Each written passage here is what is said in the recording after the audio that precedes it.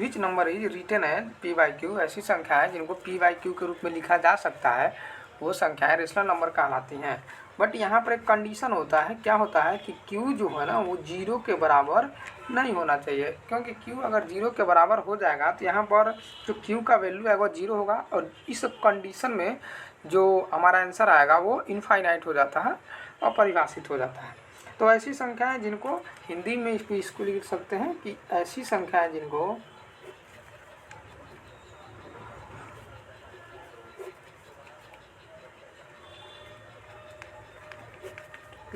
P by Q के रूप में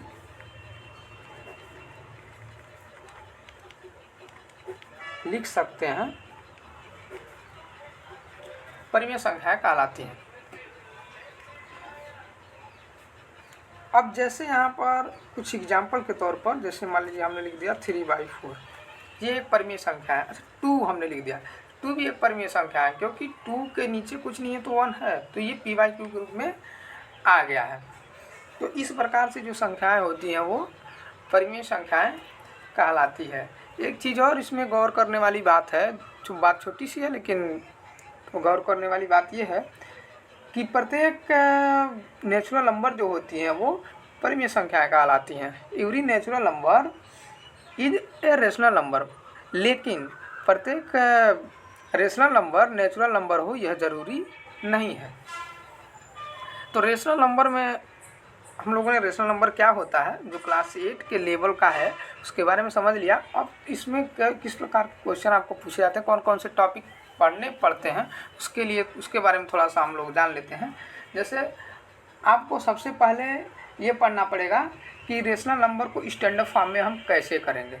स्टैंडर्ड फॉर्म क्या होता है रेशनल नंबर का? तो रेशनल नंबर का स्टैंडर्ड फॉर्म क्या होता है, जैसे मान लीजिए कि आपको दे दिया है यहाँ पे, चलिए स्टैंडर्ड फॉर्म के बारे में पहले जान लेते हैं कि स्टैंडर्ड फॉर्म क्या होता है।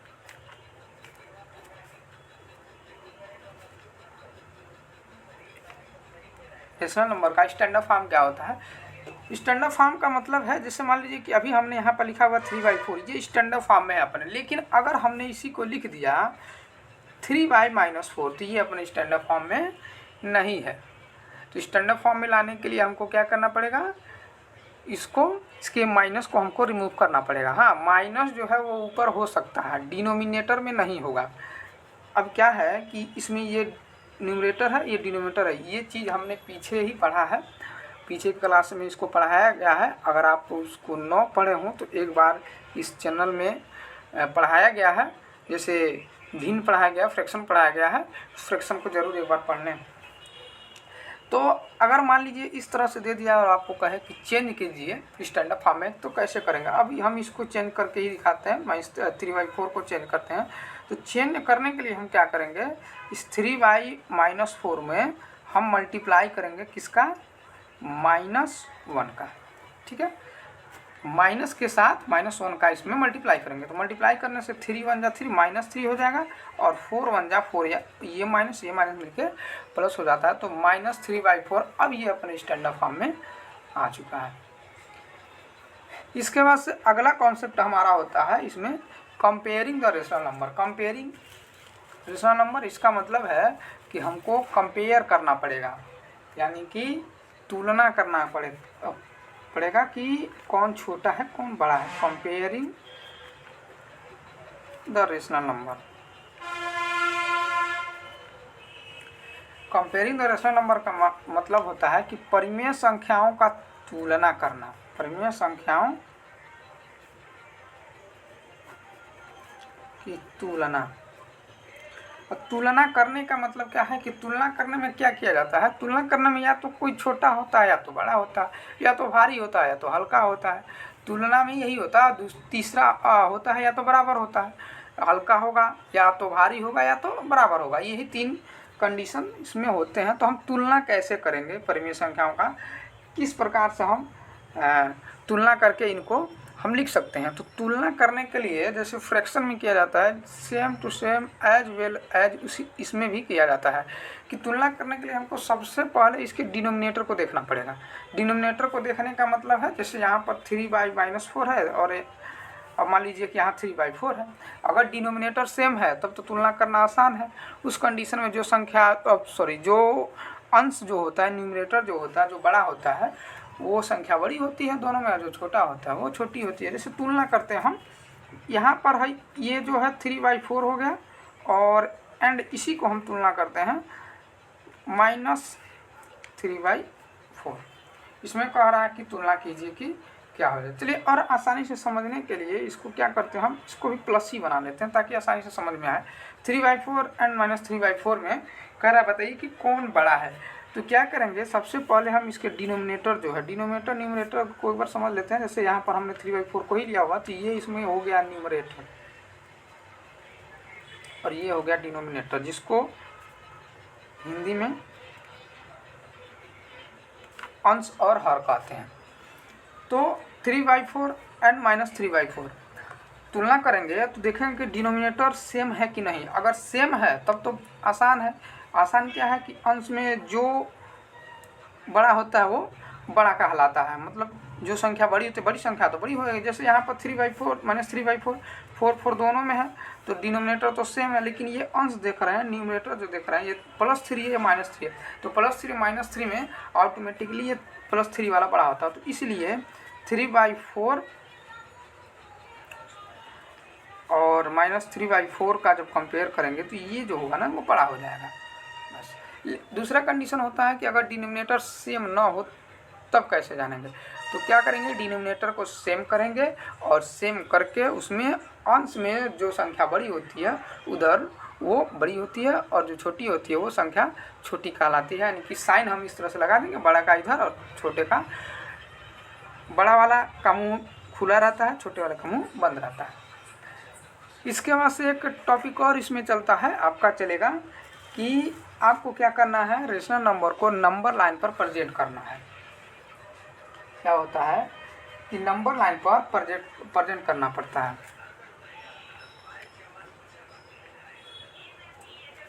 Represent on number line.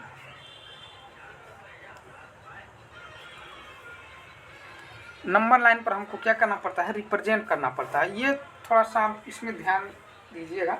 जैसे हम कुछ एग्जांपल्स के तौर पर लेते हैं। जैसे मान लीजिए कि -4/9 आपका 9 दे दिया है, और कोई और संख्या हम ले लेते हैं। चलिए 6/3 हम ले लेते हैं। ये दो संख्याएं दे दी है और कह दिया कि इसको नंबर लाइन पर रिप्रेजेंट कीजिए। तो सबसे पहले हमको क्या करना पड़ेगा, एक लाइन खींचना पड़ेगा। एक हमको लाइन खींचना पड़ेगा और लाइन खींचने के बाद ही हम इसको रिप्रेजेंट कर सकते हैं। तो जैसे -4/9 है, तो -4/9 इसको समझने के लिए माइनस का और प्लस का जो इसमें ये चल रहा है, इसको समझने के लिए हमको सबसे पहले पूर्णांकों को पढ़ना पड़ेगा, इंटीजर को पढ़ना पड़ेगा।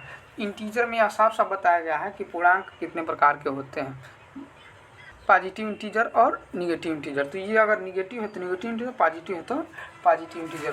किस प्रकार से रिप्रेजेंट करेंगे, तो हम एक क्या कर रहे हैं, पहले नंबर लाइन -4/9 के लिए हम क्या कर रहे हैं, एक नंबर लाइन खींच रहे हैं। तो यहाँ पर हम लाइन बना दिए, और 4/- है तो -0 इधर आ जाएगा, क्योंकि 0 के बाएं तरफ जो होता है वो निगेटिव इंटीजर होता है और दाएं तरफ जो होता है वो पॉजिटिव इंटीजर होता है। तो इधर जाएगा तो पॉजिटिव हो जाएगा, तो हमको इधर तो जाना नहीं क्योंकि ये -4/9 है, तो हम 0 से इधर ही आएंगे। तो 0 से इधर आने के बाद हम देख रहे हैं -4/9। अच्छा, -4/9 स्थित कहाँ है ये भी देख लेते हैं।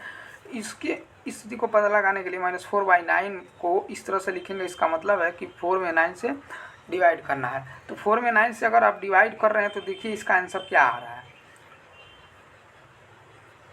ये भाग नहीं जाएगा, पॉइंट लगाएंगे तो यहाँ 0 बढ़ेगा, 9 4 जा 36, फिर 4 आ जाएगा, यानी कि 0.44 आ रहा है। और 0.44 का मतलब है कि ये जो 0.44 है यह 0 और 1 के बीच में ही स्थित होगा। 0 और 1 के बीच में ही यह 0.44 जो है वो स्थित होगा। तो इसीलिए 0 से लेकर और हम 1 तक क्या करेंगे, माइनस, इधर माइनस है, माइनस का भी हम बनाएंगे, एक नंबर लाइन खींचेंगे। तो कैसे खींचेंगे, इधर से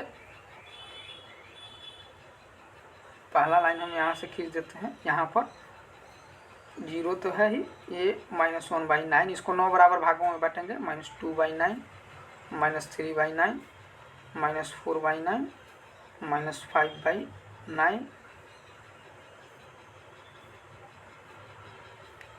-6/9, -7/9, -8/9 और -9/9। अब -9/9 यहाँ आने का मतलब है कि 9 1 जा 9, 1 आ चुका है आपका, लेकिन ये माइनस में होगा। तो 0 से लेके -1 के बीच में ही यह स्थित होगा। तो हमको कह रहा है कि -4/9 दिखाइए कहाँ है, तो इसमें खोजिए -4/9 कहाँ है। तो ये वाला जो है -4/9 है। तो इसको हम सर्किल करके दर्शा दिए, हमने इसको नंबर लाइन पर दिखा दिया। इसी तरह से 6/3 का अगर कहेगा तो हम फिर से इसके लिए एक नंबर लाइन बना रहे हैं। 6/3 ये जो है 0 हो गया, और 6/3 का मतलब है अगर हम इसको काटें तो ये 3 टाइम में चला जाएगा, 3 टाइम में यह चला जाएगा। तो यह स्थित कहाँ पर है। इसी तरह से इसको जब हम बांटेंगे तो इसको लिखेंगे यहाँ पर 0 तो है ही, इसको भी 3 बराबर भागों में बांटना है, 1/3, 2/3, 3/3, 4/3, 5/3 और 6/3।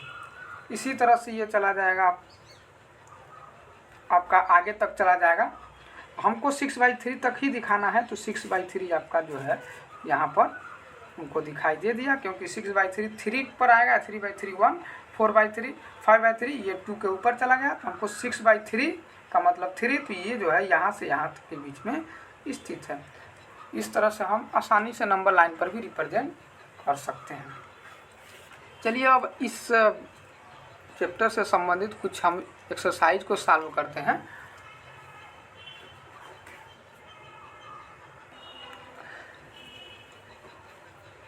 चलिए इससे संबंधित कुछ एक्सरसाइज देखते हैं। जैसे हमने पहले ही कुछ एक्सरसाइज का कुछ क्वेश्चन को हमने उठाया है, इसमें देखते हैं क्या क्या कह रहा है। पहला है which of the following are the rational number. कह रहा है इनमें से बताइए कौन सा रेशनल नंबर है और कौन सा नहीं है। तो आपके पास A, B, C, D 4 option दिए हुए हैं। इनमें से जो है कोई रेशनल नंबर है और कोई रेशनल नंबर नहीं है। तो चेक करते हैं। चलिए -14 कुछ नहीं है, -14 है, तो -14 को हम -14/1 लिख सकते हैं, ये रेशनल नंबर हमारा है।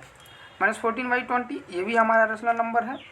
-15/0, अच्छा यहाँ पर 0 आ गया है, यहाँ पर जो है Q का जो मान है ना वो 0 के बराबर हो गया है, लेकिन हमारा जो रेशनल नंबर का कंडीशन कहता है कि 0 के बराबर नहीं होना चाहिए। तो ये जो है रेशनल नंबर नहीं है, ये वाला जो है ये रेशनल नंबर नहीं है, जबकि ये हमारा रेशनल नंबर है। अगले क्वेश्चन की तरफ चलें, देखें अगला क्वेश्चन क्या कह रहा है। Which are in standard form if not change them into the standard form. Hindi medium में अगर इसको पढ़ें, कह रहा है कि इनमें से कौन सा स्टैंडर्ड फॉर्म में है। अगर कोई स्टैंडर्ड फॉर्म में नहीं है तो उनको चेंज करके आपको स्टैंडर्ड फॉर्म में बनाना है। तो पहले देख लेते हैं कौन कौन सा स्टैंडर्ड फॉर्म में है और कौन कौन सा नहीं है। 16/4 ये स्टैंडर्ड फॉर्म में नहीं है, ये हमारे स्टैंडर्ड फॉर्म में है, ये हमारे स्टैंडर्ड फॉर्म में है, ये हमारे स्टैंडर्ड फॉर्म में नहीं है। यानी कि 2 क्वेश्चन ऐसे मिले जो स्टैंडर्ड फॉर्म में नहीं है। तो हम इनको चेंज करेंगे। तो चेंज कैसे करेंगे। 16/-4 को चेंज करने के लिए हम क्या करेंगे, -1 से ऊपर और नीचे यानी कि अंश और हर न्यूमरेटर और डिनोमिनेटर में गुणा कर देंगे। तो गुणा कीजिए, तो ये हो जाएगा 16 1 जा 16 -16 हो जाएगा, और ये आपका हो जाएगा -4 इंटू -1 4 1 जा 4 हो जाएगा। अब ये जो आपका आया ना ये स्टैंडर्ड फॉर्म में बन गया।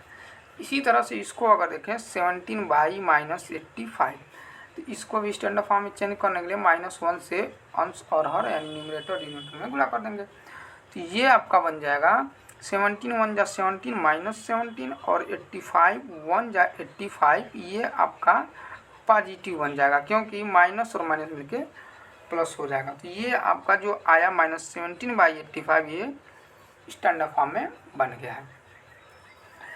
अगले क्वेश्चन की तरफ चलते हैं। का represent the following on number line. ये आपको नंबर दिए गए हैं, इनको आपको क्या करना है, नंबर लाइन पर रिप्रेजेंट करना है। इसको अभी हम रिप्रेजेंट करेंगे। उसके पहले इसको हम देख लेते हैं, क्योंकि इसके लिए हमको थोड़ा सा स्पेस चाहिए। कह रहा है कि विच इज ग्रेटर, इनमें से बताइए कौन सा बड़ा है। ए बी सी, 3 क्वेश्चन है, कौन सा इसमें से बड़ा है। तो बड़ा कौन सा होगा ये जानने के लिए हम देखते हैं, ए वाले को चेक करते हैं। ये इसमें डिनोमिनेटर से ही चालू करते हैं, डिनोमिनेटर 9 है, डिनोमिनेटर 12 है। तो डिनोमिनेटर सेम नहीं तो पहले सेम डिनोमिनेटर करेंगे। तो सेम करने के लिए हमको क्या करना पड़ेगा, इन दोनों का एलसीएम लेना पड़ेगा। 9 और 12 का हम क्या करेंगे, एलसीएम लेंगे। 9 और 12 का एलसीएम लेने के बाद फिर इसके अगले प्रोसेस को करेंगे। तो 9 और 12 का एलसीएम लीजिए कितना होता है। तो 9 और 12 का एलसीएम जो होता है 36 होता है। आपको एलसीएम लेने आता है तो ठीक है, नहीं तो आप क्या कीजिए, ये वाला सिस्टम अपना के एलसीएम निकाल सकते हैं। अभाज्य गुणनखंड प्राइम फैक्टराइजेशन मेथड इसको बोलते हैं। ये 3 से जाएगा, 3 3 जा 9 और 3 4 जा 12, फिर 3 से जाएगा 1 टाइम में और ये 4, फिर 2 से जाएगा 1 2 और फिर 2 से जाएगा 1 एंड 1। तो 3 3 जा 9, 9 2 जा 18, 82 जा 36। तो हमारा जो डिनोमिनेटर आ गया वो 36 आ गया। अब क्या करना है कि इसको 9/4 को 36 बनाना है। तो 9/4 को 36 बनाने के लिए हम क्या करेंगे,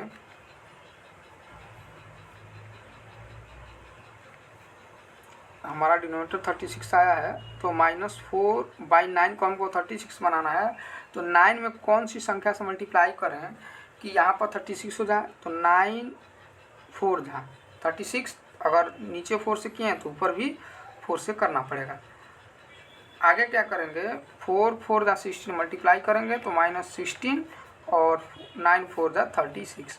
इसका जो आंसर आया इस वाले का -16/36 आया। अब इसी तरह से इसका भी करेंगे। इसको करने के लिए क्या करेंगे, -5/12 है, तो 5/12 की जगह 36 लाना है। तो यहाँ 3 से मल्टीप्लाई करेंगे, क्योंकि 12 3 जा 36 होता है। तो ये आपका बन जाएगा 5 3 जा 15 और 12 3 जा 36।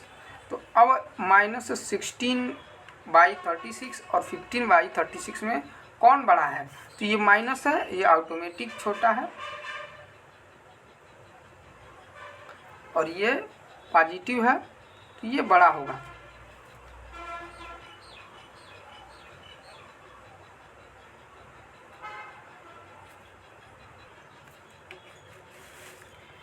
ये क्वेश्चन में हमको -5/12 दिया हुआ है, तो यहाँ पर हमारा जो आंसर आएगा -15/36 होगा। ये पॉजिटिव से बना दिया गया था, -15/36 होगा। तो कह रहा है इसमें से कौन सा बड़ा है। तो इसमें ध्यान देने की बात है, कौन बड़ा है कौन छोटा है। तो -15/36 जो है इसमें आपका बड़ा होगा, तो ये हो जाएगा -15/36। इसी तरह से बी सी को भी लगाया जा सकता है। अगले क्वेश्चन की तरफ चलते हैं। अगला क्वेश्चन कह रहा है अरेंज इन डिसेंडिंग ऑर्डर। ये आपका एक क्वेश्चन है, इसको डिसेंडिंग ऑर्डर में अरेंज करना है। तो अरेंज करने के लिए क्या करेंगे, -11/12, 13/24 और -7/12। इन तीनों का हम एलसीएम लेंगे, क्योंकि डिनोमिनेटर सेम नहीं है तो हमको एलसीएम लेकर डिनोमिनेटर सेम करना पड़ेगा। तो सेम करने के लिए डिनोमिनेटर का एलसीएम लेंगे तो 12, 24 और 12 है, तो ये हो जाएगा आपका 24। क्या एक चीज़ और आप कर सकती हैं, ये माइनस सी कैंसिल हो जाएगा, ये 7/12 ही बचा। तो इसका एलसीएम आपका आ गया 24। अब ये -11/12 को हमको क्या करना है, 24 बनाना है। तो 2 से मल्टीप्लाई करेंगे और ऊपर भी फिर 2 से मल्टीप्लाई करना पड़ेगा। इधर 13/24 को 24 बनाना है तो 1 से मल्टीप्लाई करेंगे, तो ऊपर भी 1 से करेंगे। ये 7/12 को 24 बनाना है तो 2 से मल्टीप्लाई करेंगे। तो अगर नीचे हम 2 से मल्टीप्लाई किए हैं तो ऊपर भी हमको 2 से मल्टीप्लाई करना पड़ेगा। अब मल्टीप्लाई करते हैं, 11 2 जा 22 -22 और 12 2 जा 24। इधर 13 1 जा 30 और 21 1 जा 21, 7 2 जा 14 और 12 2 जा 24। अब देखते हैं असेंडिंग आर्डर का मतलब होता है आपका,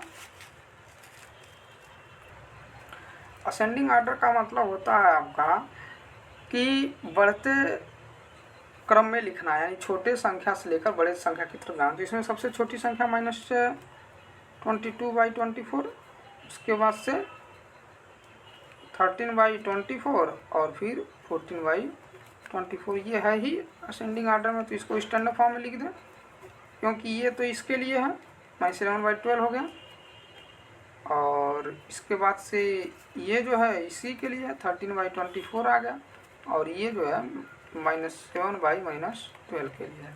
तो आपका असेंडिंग आर्डर में अरेंज हो चुका है। चलिए इसके बाद से हम इस नंबर लाइन पर इसको रिप्रेजेंट करते हैं। जैसे हमारा क्वेश्चन दिया हुआ है 3/9 को हमको क्या करना है, नंबर लाइन पर रिप्रेजेंट करना है। तो एक नंबर लाइन खींच लें, 0 से चालू करें, ये इसको 9 बराबर भागों में बांट लीजिए। 1/9, 2/9, 3/9, 4/9, 5/9, 6/9, 7/9, 8/9 और 9/9। इसको बढ़ा लेते हैं।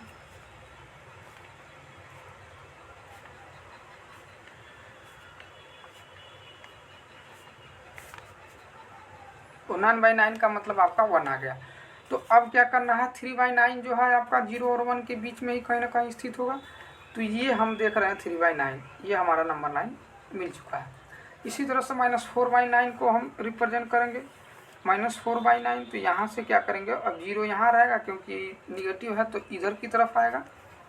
तो आपका हो जाएगा -1/9, -2/9, -3/9, -4/9, -5/9,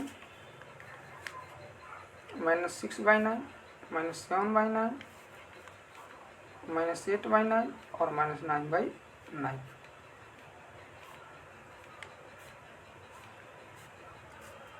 यहाँ पर -9/9 का मतलब 1 हो गया, -1 आ जाएगा।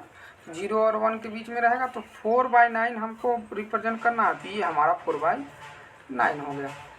इसी तरह से 3/7 का कह रहा है, ये आपका हो गया 4/-4/9 के लिए, और ये आपका था 3/9 के लिए।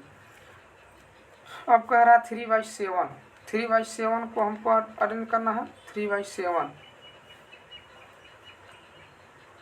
ए बी सी कर लीजिए। 3/7 को अरेंज करना है तो हम क्या करेंगे, एक नंबर लाइन खींचेंगे और इधर से 0 बनाएंगे, फिर 1/7, 2/7, 3/7, 4/7, 5/7, 6/7 और 7/7। 7/7 का मतलब 1 हो गया, 0 और 1 के बीच में ये स्थित होगा। तो अब 3/7 1 2 3 ये हमारा आ गया 3/7। इसी तरह से हमको 5/-5/4 को रिप्रेजेंट करना है। 5/4 को नंबर लाइन बनाएंगे और 5/4 इधर 0, -1/4, -2/4, -3/4, -5/4, -6/4। इसी तरह से ये इधर चलता जाएगा। अब -5/4 जो है आपका यहाँ पर स्थित है। ये जो होगा आपका नंबर लाइन पर रिप्रेजेंट हो गया। ये 5/4 का मतलब है कि यह -1 से बड़ा होगा। तो यहाँ से जो है ये -1 से बड़ा इधर की तरफ बढ़ता जा रहा है। इस तरह से हम इसको रिप्रेजेंट कर सकते हैं। उम्मीद है कि आपको ये सारे क्वेश्चन समझ में आए होंगे। अगर आपको समझ में आया हो और वीडियो अच्छा लगा हो तो चैनल को लाइक और सब्सक्राइब जरूर करें। फिर इसके बाद अगले सेशन की तरफ चलेंगे। पहला टॉपिक पढ़ेंगे परमीय संख्याओं में, रेशनल नंबर में। तब तक के लिए जय हिंद।